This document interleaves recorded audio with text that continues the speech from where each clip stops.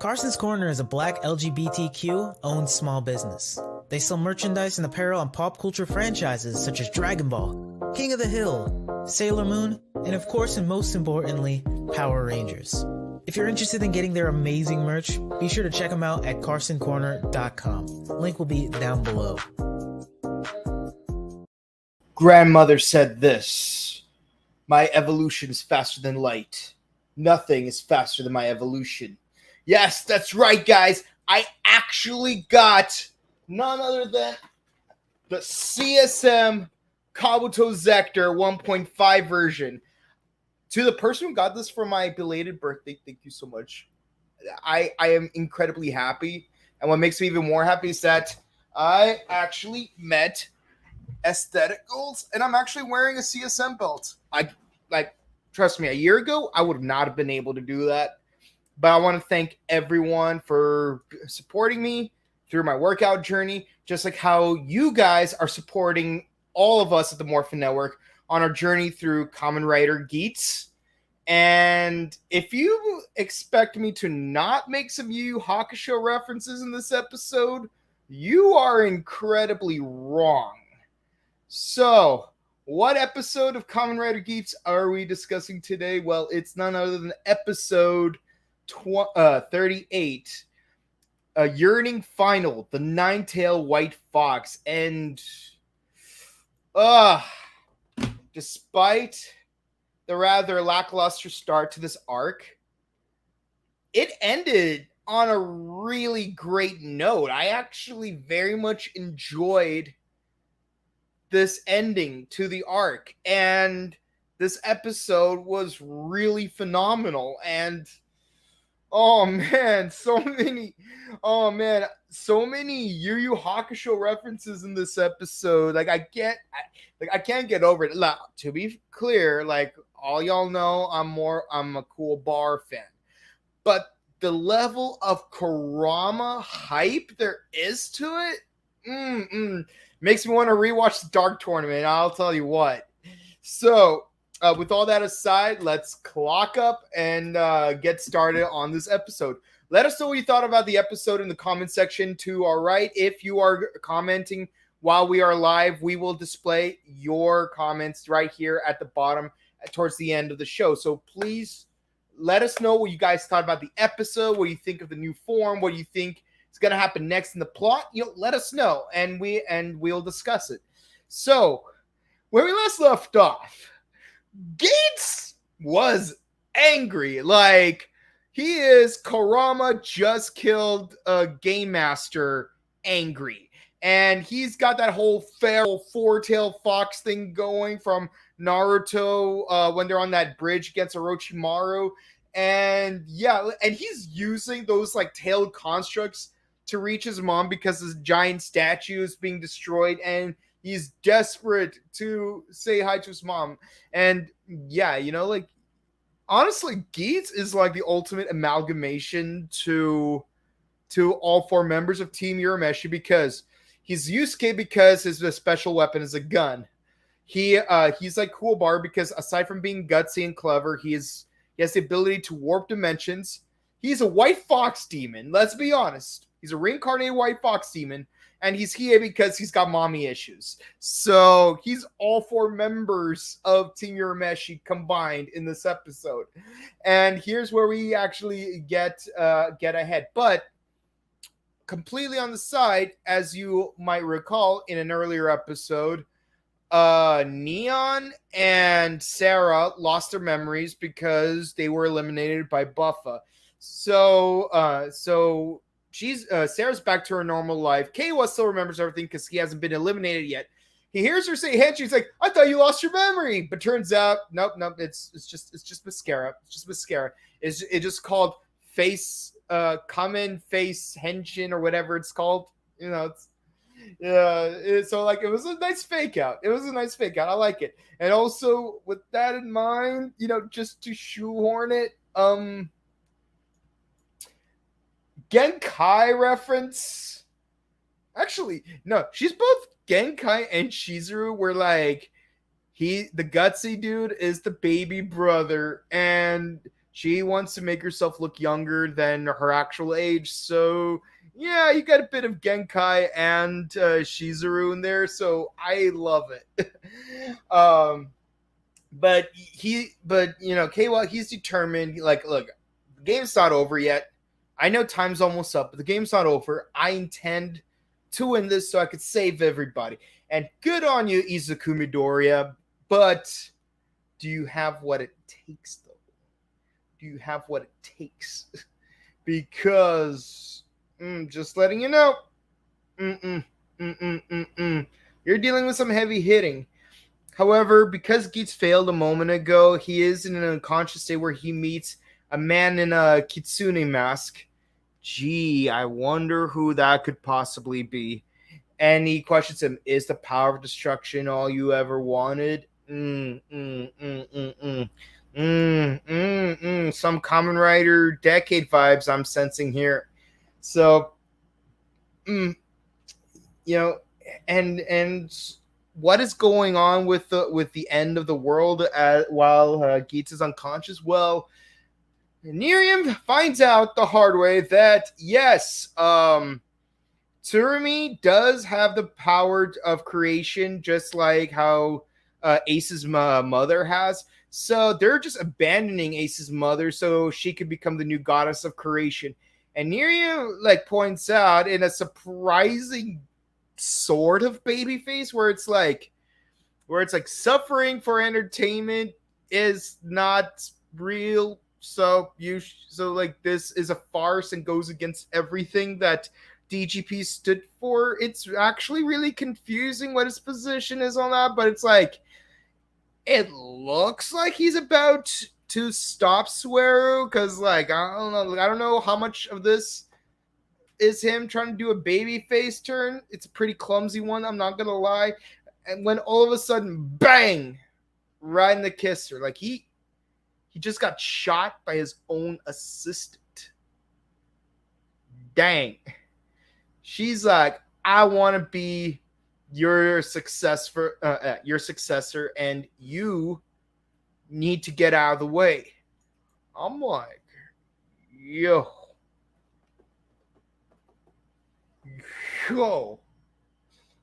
this woman belongs to the streets. Because, she threw him into the gutter. I am speechless. I mean, I kind of saw it coming that one way or another he would die. But not like this. What did you guys think? Were you expecting him to die this way? That was crazy, man. Meanwhile, Gene lets him know that it's almost the end of the DGP. So he needs to go back to his own dimension, and he asks Ace what he's going to do next. He says he needs to do one last thing, one last person he needs to see, and I hope he has plenty of time to do that because Swearer takes the Gazer driver the Vision driver of Gazer and initiates the end of the world. Yeah. It's like having the Makai barrier being destroyed all at once, except you don't have to wait for a videotape to finish. Whew. Oh lordy. I hate the fact that I have to review this all by myself because there's so much weight to this episode.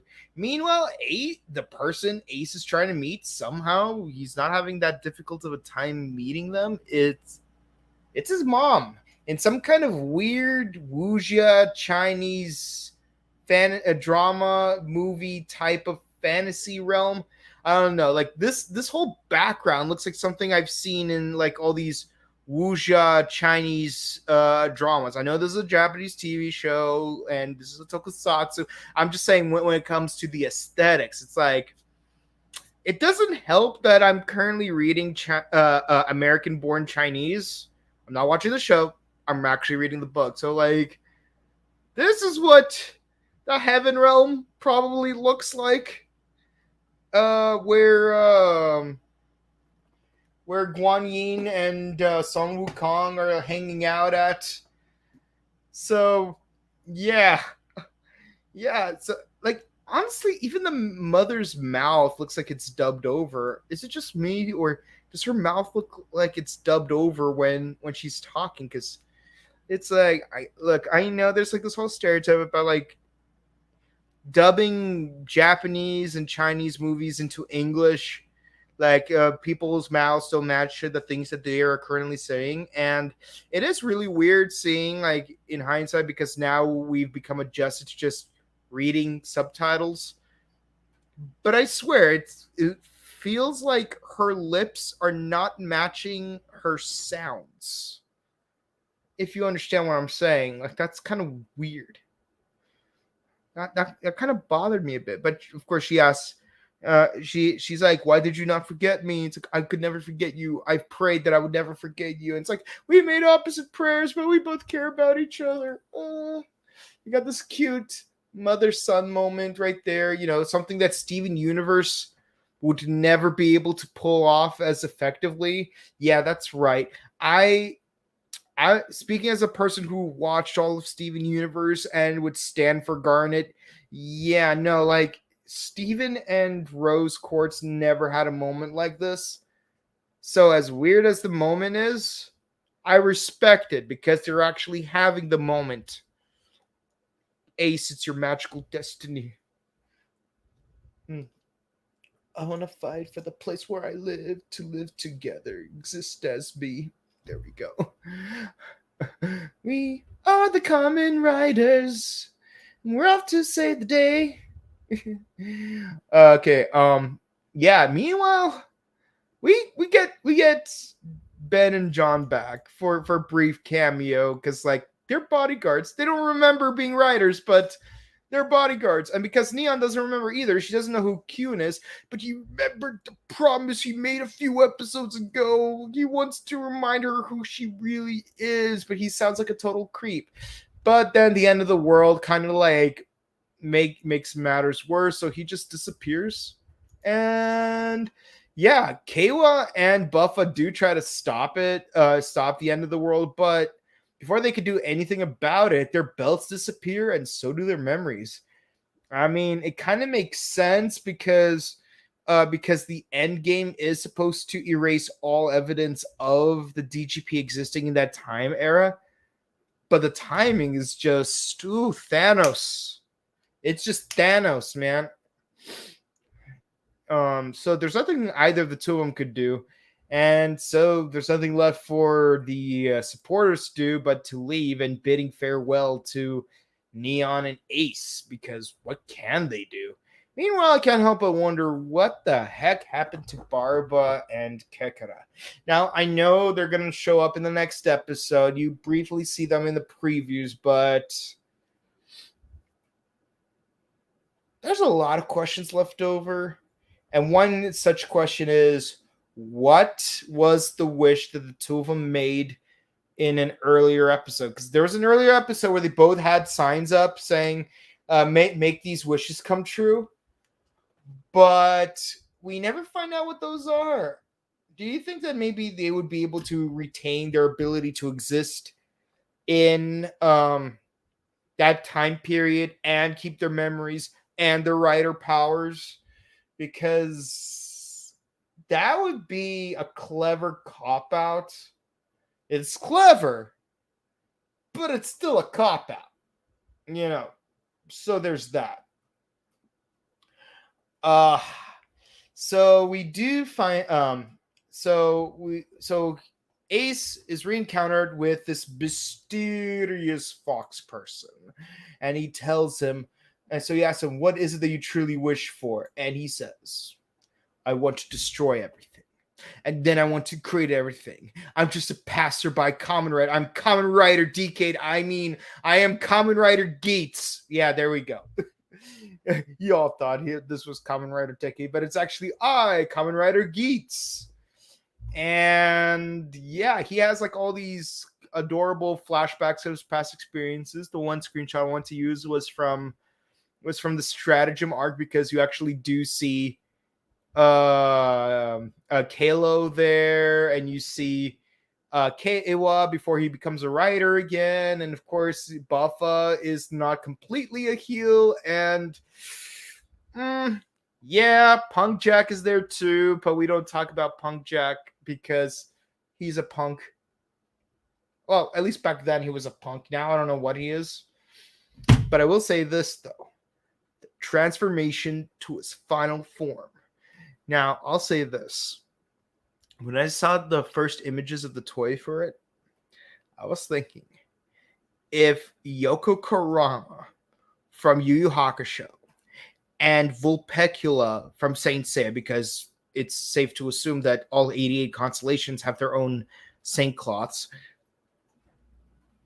If Vulpecula and Yoko Kurama had a demon rider baby, this would be it, because we see a nine-tailed white fox standing there like a saint cloth, and yeah, like Geats is a reincarnated fox spirit. This transformation was lit. Let us know what you thought about this transformation sequence. Oh my god, I need a moment to just like bask in this.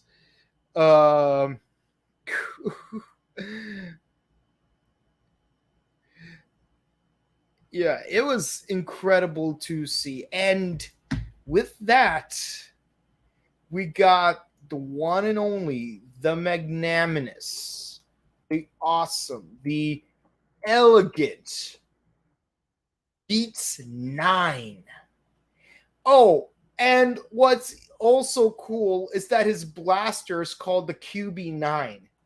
QB9. It's a play on words, and I love it. because QB is the term for nine tails. It's like QBmon.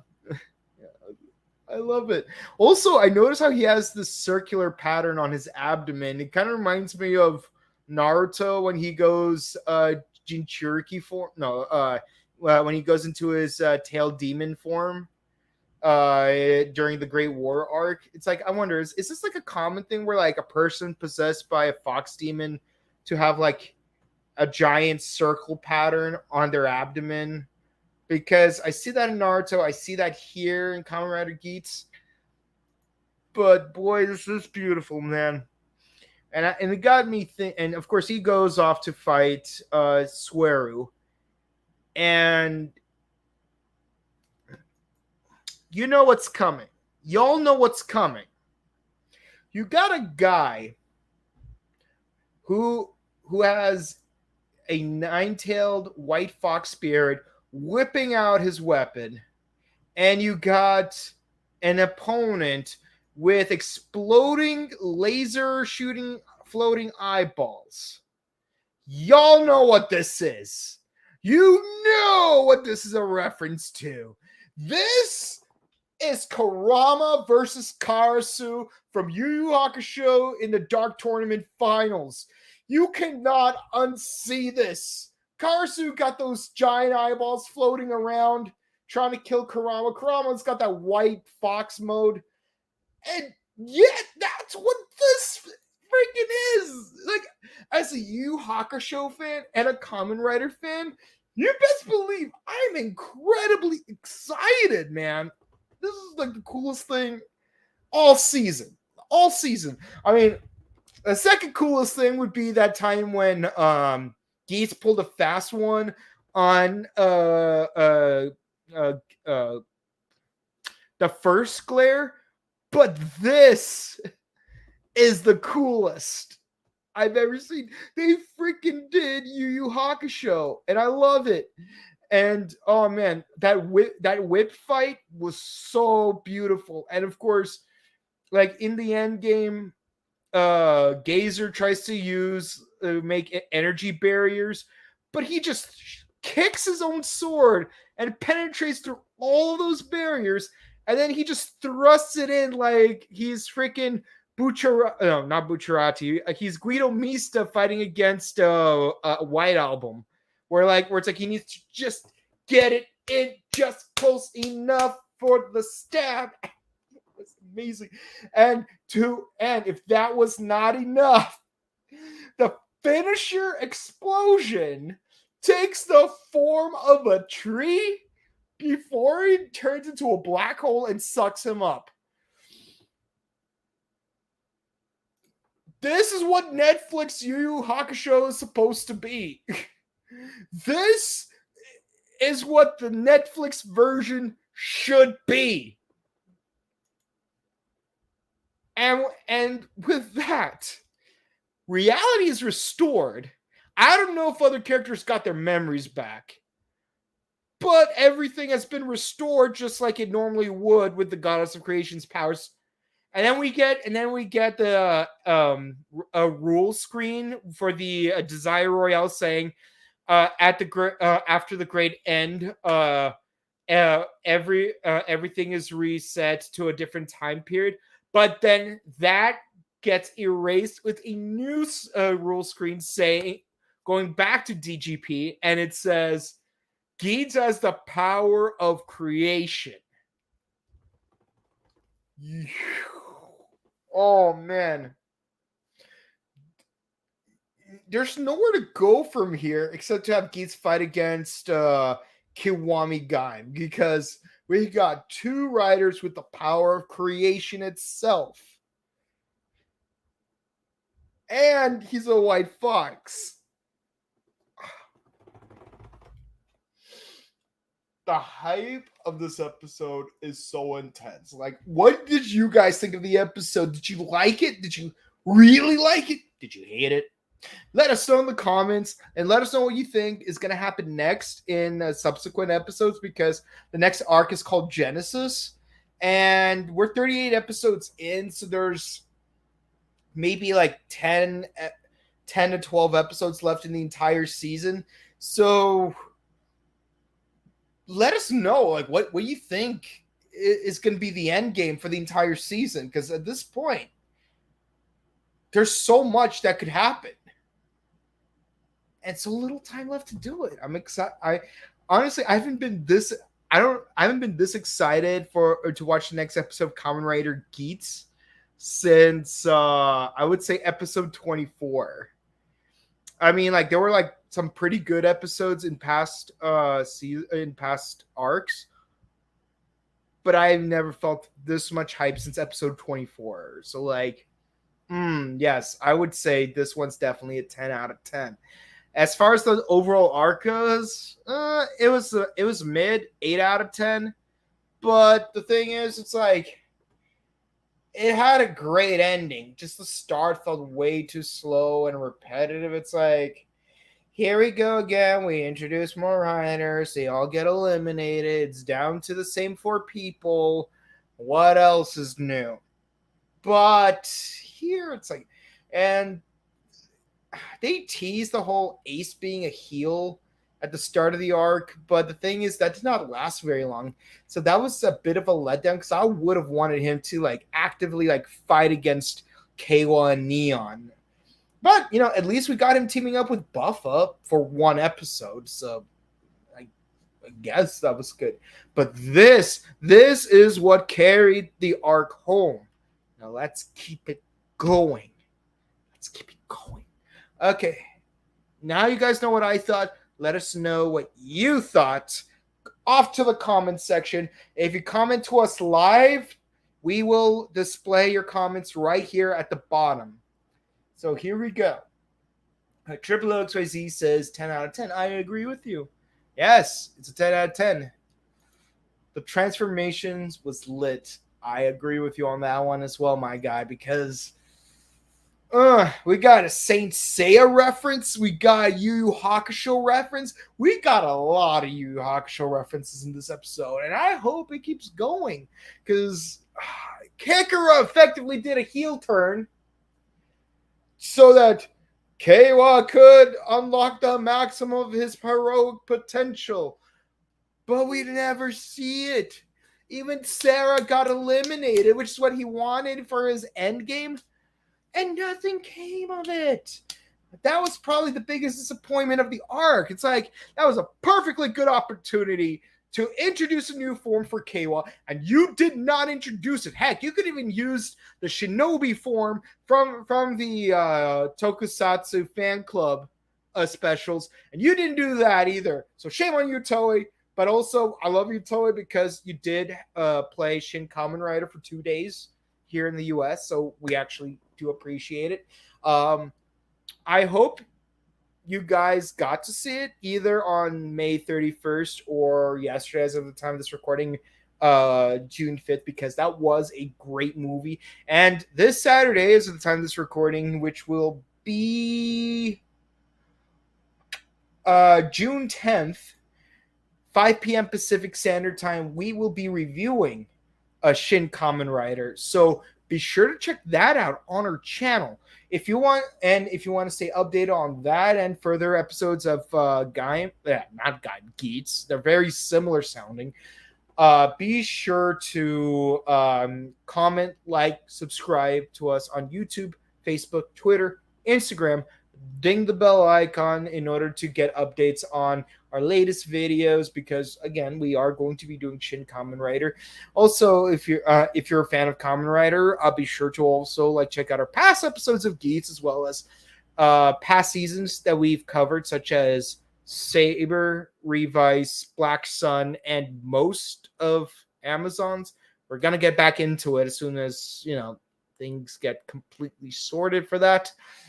And yeah, that's pretty much it. And if you're a Super Sentai fan, be sure to tune in this Thursday, 7:15 Pacific, 10:15 Eastern, so that you can watch us do a review of Osama Sentai King Oger episode 14.